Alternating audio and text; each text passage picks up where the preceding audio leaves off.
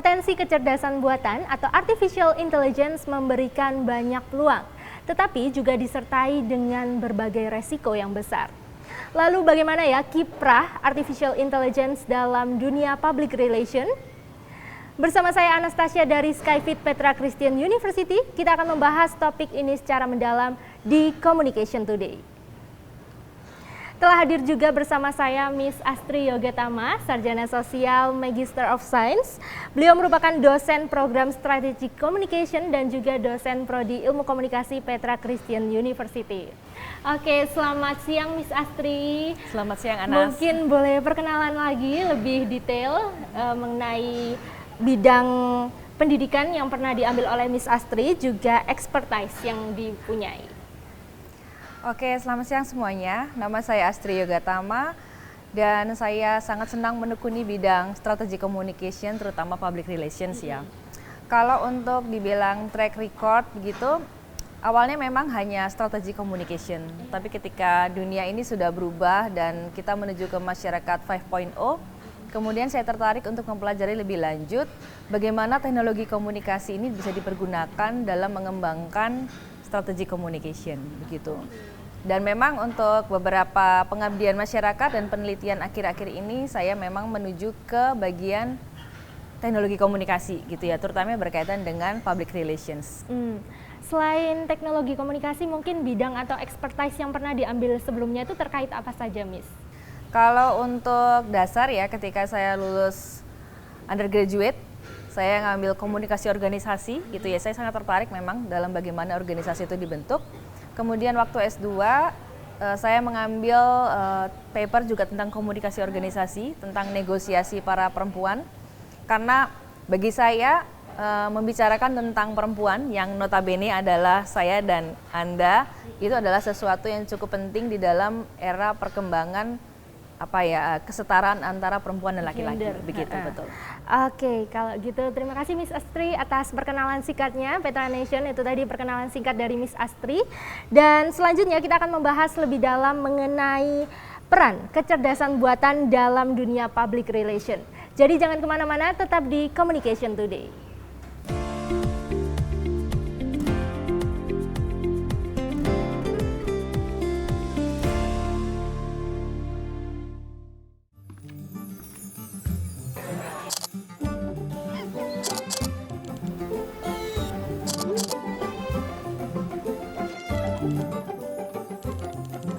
한국어를 배우고 싶다면 세종학당.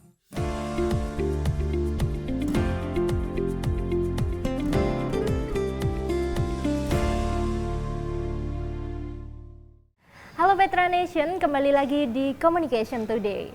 Oke, seperti yang sudah saya bilang sebelumnya Miss Astri, setelah ini kita akan ngobrol-ngobrol lebih jauh tentang kecerdasan buatan dalam dunia public relation. Yang pertama, boleh dijelaskan sedikit nggak Miss, kayak apa itu public relation dan apa saja tanggung jawabnya?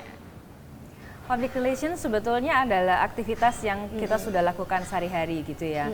Jadi sebetulnya itu tidak asing. Hanya saja ketika kemudian kita mulai mempelajari itu sebagai sebuah ilmu pengetahuan, kita membuat semacam metode sehingga itu bisa menjadi sebuah hal yang ilmiah gitu ya. Jadi public relations itu sebetulnya hadir di awal-awal tahun 40-an ketika orang mulai berpikir bagaimana meningkatkan perekonomian terutama untuk korporat gitu ya. Bagaimana sebuah korporat itu berelasi dengan lingkungannya atau stakeholders-nya. Dari yang mulai propaganda yang sangat istilahnya sangat klasik sampai yang bersifat symmetrical gitu ya, di mana benar-benar komunikasi dua arah itu dijalin oleh korporat dan stakeholders-nya. Tapi sebenarnya tidak hanya berhenti di situ saja. Apa yang ada di dalam korporat, relasi-relasi yang terjadi itu juga menjadi bagian dari tanggung jawab dari public relations, betul. Nah, semakin ke sekarang public relations itu sebetulnya tidak lagi menjadi tanggung jawab sebuah biro yang bernama humas. Tetapi dia berkembang menjadi skill atau keterampilan yang harus dimiliki oleh orang-orang yang ada di dalam sebuah korporat, begitu. Oke.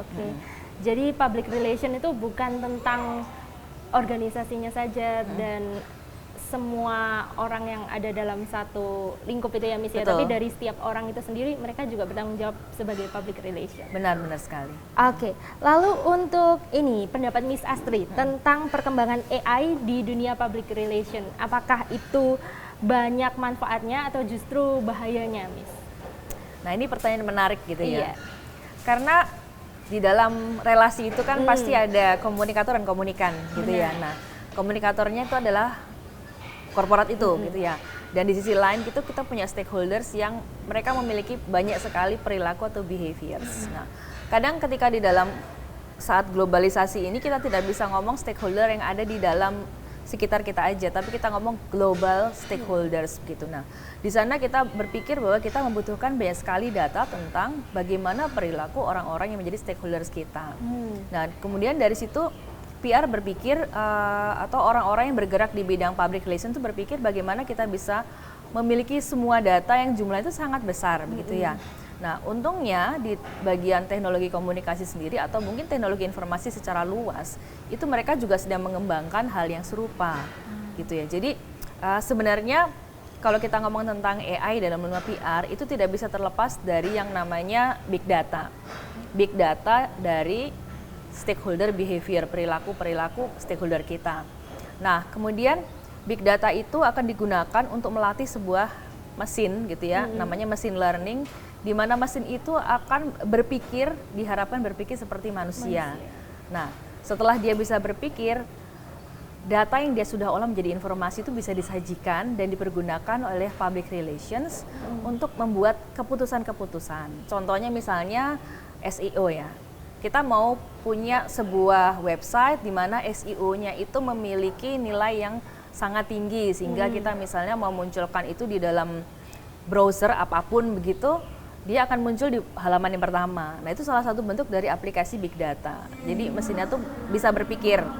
Yang lain contohnya misalnya ketika kita mau ngomong tentang analisis sentimen gitu ya, komen-komen orang tentang sebuah produk secara worldwide itu seperti apa. Nah itu nggak mungkin kita nambang sendiri gitu ya, kayak pekerjaan PR. Ya. Benar, zaman dulu PR kan melakukan clipping dan sebagainya gitu ya. Tapi sekarang sosial media cyber itu kan bertebaran gitu. Nah, pekerjaan PR tidak mungkin dilakukan secara manual lagi. Jadi kita mengandalkan misalnya machine learning, big data atau AI. Nah, di situ istilahnya relasi antara AI dengan pekerjaan PR itu mulai muncul seperti itu. Jadi kira-kira gambaran seperti itu. Oke.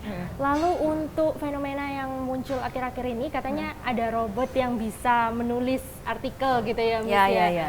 Nah, itu kan kalau di bidang PR sendiri kan kadang kita juga bertugas untuk membuat artikel atau tulisan tentang sebuah perusahaan itu sendiri kan. Itu menurut Miss Astri bagaimana? Apakah benar-benar si robot ini bisa menggantikan peran manusia gitu? Apakah di dalam tulisannya tetap ada emosi yang ditonjolkan atau bagaimana, Miss? Oke, ini perkembangan yang menarik ya tentang hal tulis menulis karena sebetulnya menulis kan umum ya, bukan PR aja yang menulis gitu, tapi semua pekerjaan menulis. Banyak orang yang berbicara bahwa AI akan menggantikan manusia, tapi truly sebenarnya ya, saya sempat berdiskusi ini dengan seorang peneliti juga, dia dari neuroscience, terus saya tanya, benarkah otak manusia sudah bisa diduplikasi oleh mesin? Gitu ya. Tapi so far belum sampai situ. Jadi kalau misalnya kita ngomong tentang seberapa kecepatan ini ya, mesin bisa menandingi manusia itu, mungkin dalam 25 atau 30 tahun belum sampai ke sana sih. Ada satu paper memang yang menunjukkan tahapan dari pekerjaan machine learning. Saya tahu beberapa brand consultant itu sudah menggunakan machine learning atau AI itu untuk membuat artikel gitu ya. Tapi yang sangat qualified itu harganya sangat mahal. Jadi mungkin 1 bulan itu beberapa juta gitu harganya ya untuk menghasilkan artikel. Dan tentu saja investasi korporat kan pasti akan sangat besar gitu. Jadi sepertinya itu belum gitu ya. Walaupun mungkin kalau membuat caption sederhana yang cuma beberapa kalimat oke. Tapi kalau untuk membuat tulisan yang sangat kompleks gitu ya, misalnya kita mau membuat press con atau press release yang sifatnya mengatasi sebuah krisis gitu ya, di mana ada banyak fakta dan data yang mungkin perusahaan tidak ingin keluarkan, itu tetap nggak bisa pakai hal-hal yang seperti itu, tetap harus manusia yang mengerjakan, betul sekali. Oke. Jadi meskipun secanggih-canggihnya AI gitu ya, Miss ya, tetap pasti ada hal yang belum sampai gitu. Betul. Mungkin levelnya masih diksi ya, masih kata. Tapi kalau levelnya sudah paragraf itu kan sudah sangat rumit ya. Benar. Itu belum sampai ke sana. Oke. Berarti kayak ancaman apa sih, Miss, yang paling serius sebenarnya dari adanya AI ini terhadap dunia public relation? Sebenarnya kalau untuk public relation sendiri gitu ya, untuk ancaman itu belum kelihatan, tetapi bagi orang yang di profile datanya itu yang lebih terancam. Oh, Jadi kenapa itu, Miss? tahun ini gitu Iya. ya, tahun ini tuh saya membimbing 2 mahasiswa yang mereka sama-sama bergerak di bidang big data. Satu di level praksis, satu di level kritis begitu. Dan di level kritis menunjukkan fakta bahwa mungkin customer gitu ya yang datanya itu diambil untuk big data, itu seharusnya mereka yang merasa terancam gitu ya, karena itu kan privacy. Benar-benar sih. Sedangkan yang bagian praksis mereka sangat beruntung gitu ya, karena mereka mendapatkan banyak data tentang misalnya customer behavior gitu ya, itu berguna banget buat promosi gitu ya, berguna banget untuk selling gitu ya, berguna banget untuk persuasi. Seperti itu sih gambarannya. Berarti ancamannya lebih ke konsumernya ya, Miss ya? Atau- Sebenarnya kalau dilihat dari sisi itu seperti itu. Oh, oke. Lalu untuk ada nggak sih, Miss, contoh nyata dari AI yang membantu PR dari suatu perusahaan gitu, yang Miss Astri tahu? Kalau AI ya contohnya misalnya itu tadi yang membuatkan caption untuk social media ya. Kan kita bekerja di dunia istilahnya apa, misalnya social media managing gitu ya.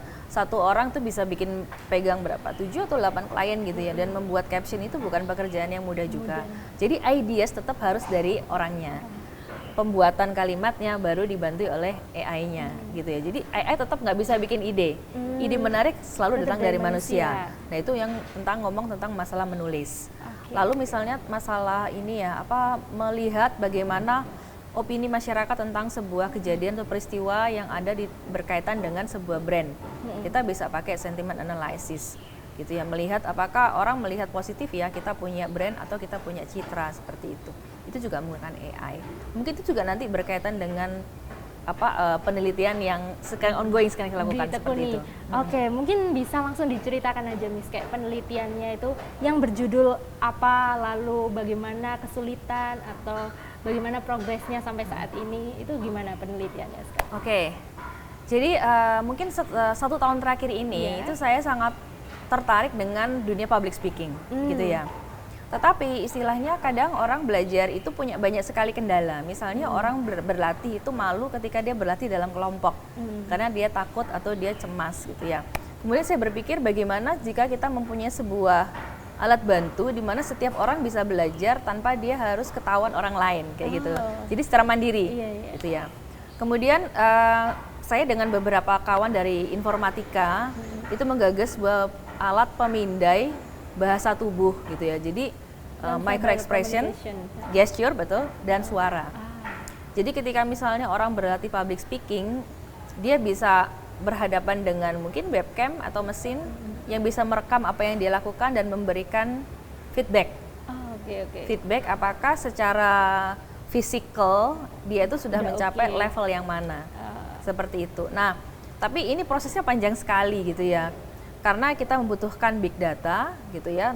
Mungkin sekitar berapa ribu take untuk foto, berapa gambar gitu ya, terus berapa gerak dan berapa ribu suara juga. Normally sebetulnya berapa juta sih mestinya gitu. Jadi memang kita bertahap nggak bisa langsung. Nah, di bagian yang awal saya dengan beberapa mahasiswa itu mulai memilah-milah gitu ya. Kira-kira gerakan mana yang mau kita jadikan sebagai data. Pada satu paper yang sudah terbit saya dengan mahasiswa saya, Angela itu, kita mencoba untuk memilah. Jadi gerakan nonverbal manusia sebelum dan sesudah pandemi. Apakah memiliki perbedaan yang signifikan begitu ya. Di situ kita membuat klasifikasi sehingga nanti klasifikasi itu bisa digunakan untuk storage data ketika kita sedang membangun sebuah big data. Nah, sekarang masih tahap level pembelajaran ya. Jadi manusia itu sebetulnya ketika di cloning menjadi mesin itu juga harus belajar seperti manusia. Nah, ketika dia belajar dia butuh sekali banyak pengalaman. Nah, itu kenapa kita butuh big data. Nah, proses kita sampai di situ sih.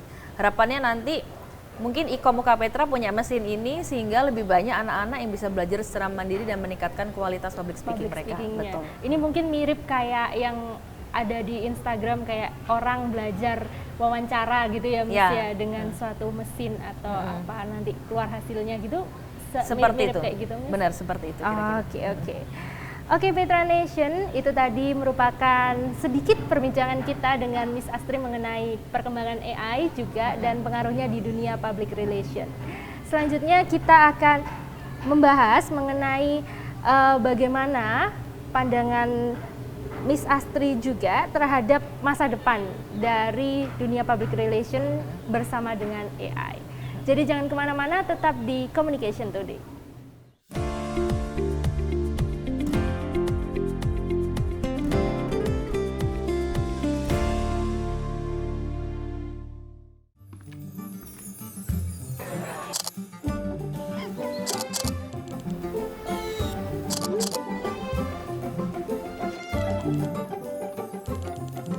한국어를 배우고 싶다면 세종학당.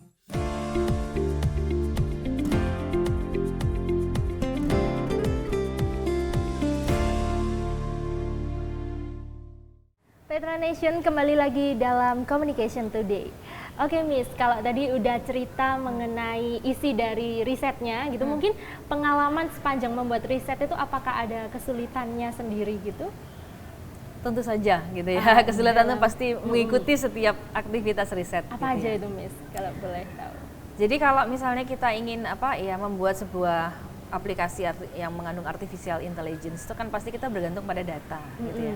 Sementara data itu tidak selalu tersedia sesuai dengan apa yang kita inginkan. Jadi ketika misalnya kita collecting data itu tidak semua data yang di-take itu juga bisa diambil gitu ya, yang dipergunakan untuk melatih mesinnya. Contohnya kemarin ketika kita mengambil banyak sekali data untuk muka gitu ya, misalnya untuk muka itu kita harus ternyata setelah beberapa kali take kita baru sadar ketika kita mengambil data untuk muka itu rambut itu tidak boleh di depan mata gitu ya. Sementara kalau misalnya dia punya poni atau apa gitu ya, itu yang pertama. Lalu ketika pose dia tuh nunduk ke bawah itu tidak kelihatan semua bagian mukanya, jadi micro expressionnya tidak tertangkap. Nah itu hal-hal teknis sebetulnya. Hal yang bersifat non teknis itu mungkin sama seperti kendala penelitian pada umumnya, bahwa di Indonesia ini jarang sekali kita berlangganan jurnal internasional gitu ya. Padahal kita membutuhkan banyak sekali kajian-kajian yang mungkin serupa untuk menambah kita dalam analisis gitu ya, menambah wawasan seperti itu. Nah itu pasti kaitannya dengan kendala gitu ya, karena itu kan banyak sekali jurnal-jurnal yang berbayar gitu, terus buku-buku yang juga tidak terlalu lengkap gitu ya. Sementara di internet kalau kita mencari juga, itu juga mungkin sumber-sumber yang kita inginkan justru harus berbayar juga gitu. Jadi kembali ke masalah modalnya itu berapa begitu ya. Tapi untungnya UK Petra ini memberikan dukungan gitu ya, jadi setiap peneliti itu kan mendapatkan subsidi begitu. Memang tidak seluruhnya, tapi itu bisa mengcover kesulitan-kesulitan yang kita hadapi di lapangan. Seperti itu. Oke. Lalu berbicara soal AI ini Miss, kan AI itu kan kerjanya kan collecting data gitu. Nah, apakah ada etika tersendiri gitu dalam dunia PR yang menggunakan AI? Oke, nah masalah etis ini sebetulnya masalah yang paling jarang dibahas ya di dalam praktek kita menggunakan artificial intelligence. Baik bagaimana kita mengumpulkan data gitu ya, bagaimana kita memverifikasi data, atau bagaimana kita menggunakan data tersebut. Sayangnya memang belum ada peraturan yang sungguh-sungguh ala strategi communication gitu ya, bagaimana masalah etis tentang bagaimana teknologi ini itu akan dipergunakan secara baik. Misalnya contohnya ketika kita membuat tulisan yang dibuat oleh AI gitu ya. Tadi kamu sudah bertanya apakah memang apakah manusia atau mesin itu ya memang bisa saling menggantikan gitu ya, seperti itu. Saya bilang tidak gitu ya, terutama masalah etik. Kita tidak bisa melatih mesin itu bagaimana kita beretika sesuai dengan yang mungkin ya sangat lokal gitu ya. Contohnya misalnya budaya korporat, apakah sesuai atau enggak? Apakah ada kebenaran faktual atau kita cek atau recheck seperti itu. Nah, sebetulnya perlu sih itu dilakukan begitu ya, supaya baik kita yang menggunakan data maupun orang-orang yang data di-collect itu masing-masing sadar gitu ya, bahwa ketika kita menyerahkan data misalnya kita sadar gitu ya, aware gitu ya, bahwa data itu ada dipergunakan. Lalu pihak yang menggunakan juga bisa menggunakannya dengan cara yang bijaksana dan bertanggung jawab, betul sekali. Oke Miss, kalau tadi terkait riset dari Miss Astri gitu, mungkin apakah ada riset lain gitu yang sedang dikerjakan atau sudah baru saja selesai dikerjakan? Kalau yang sedang dikerjakan itu ya memang yang ya tadi, karena itu multi year gitu ya, karena kita membuat AI kan tidak bisa dalam waktu yang sebentar begitu.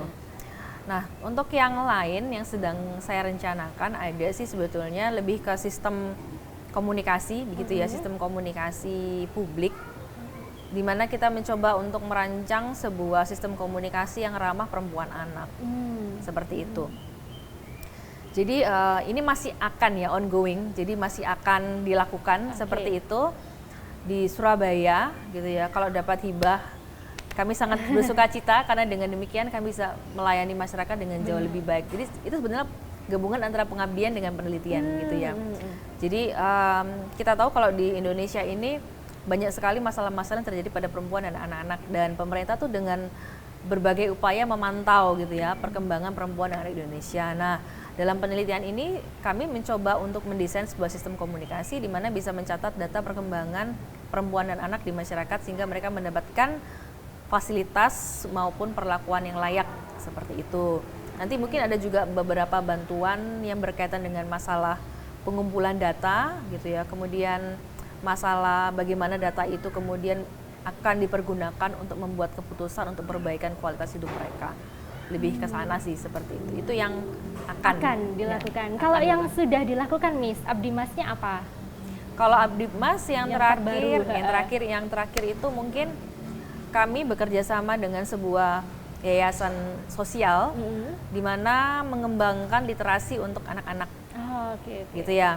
Karena kita tahu bahwa sosial media itu tidak mengenal usia. Walaupun ada aturan ya, anak-anak itu harus menggunakan sosial media di usia berapa. Tapi ketika mereka sudah tahu alat itu dan bisa menggunakannya, saat itu juga mereka sudah langsung berkoneksi dengan dunia luar. Nah, kita mengadakan beberapa kali sesi gitu ya, mungkin sekitar 6 bulan gitu ya, melatih anak-anak di usia SD, SMP, SMA untuk mengenali potensi dan bahaya ketika mereka berkomunikasi dengan menggunakan media sosial. Kemudian ketika misalnya mereka mau bekerja nanti lulus SMA, mereka bisa menggunakan itu untuk misalnya membuat CV gitu, kemudian mencari pekerjaan loker dan sebagainya. Oke, cukup menarik ya Miss ya. Itu dilakukan bersama dengan mahasiswa atau? Benar, jadi ada mahasiswa yang terlibat, mungkin ada sekitar 20 mahasiswa yang terlibat, kemudian ada yayasan sosialnya dan beberapa dosen yang lintas prodi juga. Oke. Lalu sekarang mengenai pandangan Miss Astri, kembali lagi ke AI ini Miss, gimana sih masa depan dunia AI khususnya dalam bidang public relation? Apakah akan sangat membantu, apakah take over itu tadi kalau di masa depan banget gitu atau bagaimana? Kalau dalam pengamatan saya begitu ya, pengamatan yang berdasarkan atas pembacaan beberapa kajian yang dari kawan-kawan yang juga tertarik dalam dunia yang serupa, sebenarnya public relations itu tidak perlu khawatir ya dengan kehadiran AI. AI itu adalah partner atau lebih tepatnya tools, alat begitu ya, alat untuk membuat satu keputusan. Jadi kalau misalnya tadi membuat konten bisa menggunakan AI, kemudian melatih orang itu juga bisa menggunakan AI gitu ya, seperti itu, menggunakan big data maupun deep learning. Itu hanya tools begitu ya, tetapi ada baiknya public relations itu belajar. Jadi anak-anak yang belajar strategi communication, public relations atau siapapun yang tertarik dalam dunia ini belajar bagaimana AI itu bekerja, logika apa yang dibuat begitu ya. Tidak perlu sampai turun membuat programnya, tidak perlu, itu bukan tugas dan tanggung jawab kita gitu ya. Tapi bagaimana kita memahami teknologi ini bisa dipakai buat apa, kayak gitu. Kemudian kita itu punya keinginan apa sehingga teknologi itu bisa membantu, dan itu bagus sekali. Jadi hal ini sebetulnya udah basic sih kalau dalam dunia strategi communication saat ini. Selain memahami tentang AI lebih dalam lagi, kira-kira apa aja sih Miss yang harus dipersiapkan oleh mahasiswa strategi communication dalam menghadapi perkembangan teknologi ini? Kalau selain memahami apa fungsi datanya gitu ya, terus menggunakannya untuk apa, mungkin bisa belajar sedikit bahasa pemrograman sederhana gitu, misalnya Python gitu ya. Jadi ketika dia nanti misalnya berbicara dengan ahli IT-nya gitu ya, yang mengembangkan datanya itu, mereka bisa nyambung ngomongnya gitu ya. Jadi kita nggak cuma bisa ngomong aku pengen ini gitu ya, tapi kita tidak tahu bagaimana logika dari program itu bekerja. Nah kalau tahu itu, dia ketika dijelaskan dia bisa paham, oh aku pengen yang kayak gini, cara kayak gini bisa atau tidak. Jadi istilahnya sekarang bukan zamannya ya, semua bidang studi itu bergerak sendiri-sendiri, tapi harus berkolaborasi betul dan saling memahami supaya bisa menghasilkan sebuah keputusan yang jauh lebih bermanfaat dan praktikal. Oke, begitu. Oke, Petra Nation, setelah mengobrol dengan Miss Astri, semoga kita bisa lebih mengerti ya tentang tantangan sekaligus waspada terkait perkembangan kecerdasan buatan, khususnya di dunia public relation. Semoga Communication Today hari ini bisa menambah banyak wawasan buat Petra Nation sekalian. Ikuti terus perkembangan seputar Petra Christian University dan berita lainnya hanya di YouTube channel Petra TV. Dan juga Petra Nation jangan lupa untuk follow Instagram Ilmu Komunikasi Petra Christian University di @icom.pcu. Saya Anastasia pamit undur diri dan sampai jumpa di Communication Today berikutnya.